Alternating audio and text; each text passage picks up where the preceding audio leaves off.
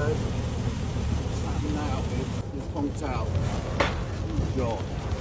Let's get off this bend. Let's go in this lay-by here. Okay. Right, now to find out what's wrong. Is it the petrol in here? Is that going to go in?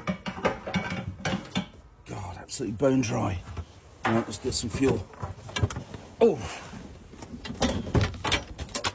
Absolutely tons of fuel. Let's get that in there.